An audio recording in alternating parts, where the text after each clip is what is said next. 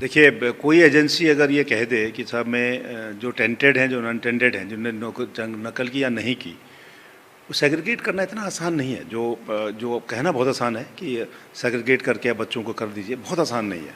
और अगर ये कितना भी आप कोशिश कर, एसटीएफ कितनी मेहनत कर ले, कितना हम लोग मेहनत कर लें, लेकिन बहुत मुश्किल है कि हम सेग्रीगेट कर पाएँ इन बच्चों को।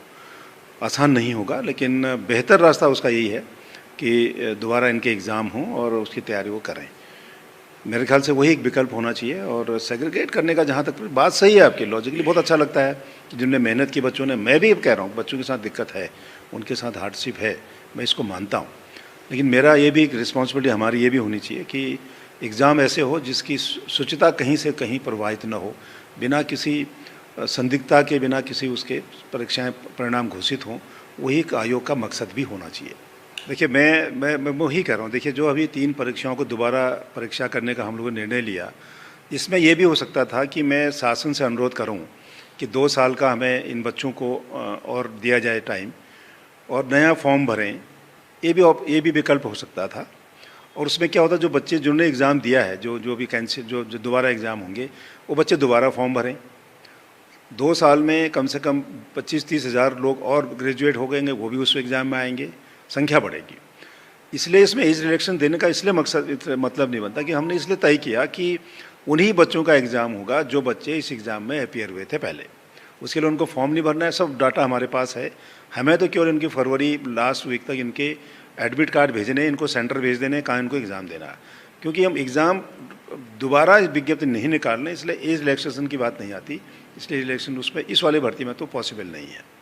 देखिए, मैं संभावनाओं पर कि साहब ऐसा नहीं हुआ, हमने नकल नहीं की, बहुत मुश्किल है कहना। ट्रेंड मिला तो ट्रेंड को एग्जामिन करना, ट्रेंड को देखना मेरा काम है, मेरा दायित्व है, और मैं देखना चाहिए।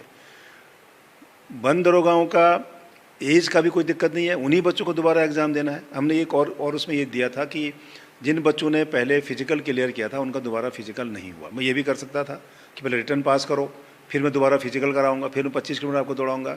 कम से कम उस पार्ट पर हमने कहा कि जो पास हो गए बच्चे उनका फिजिकल नहीं कराएंगे। लेकिन उसमें हो सकता है कुछ नए बच्चे पास हो जाएं तो उनका फिजिकल होगा, लेकिन जिनके बच्चों के एक बार हो चुके हैं दोबारा हम उनका फिजिकल नहीं कराएंगे, क्योंकि उसी विज्ञप्ति का एग्ज़ाम होना है। इसलिए उसमें भी रिलैक्सेशन की कोई बात नहीं होगी।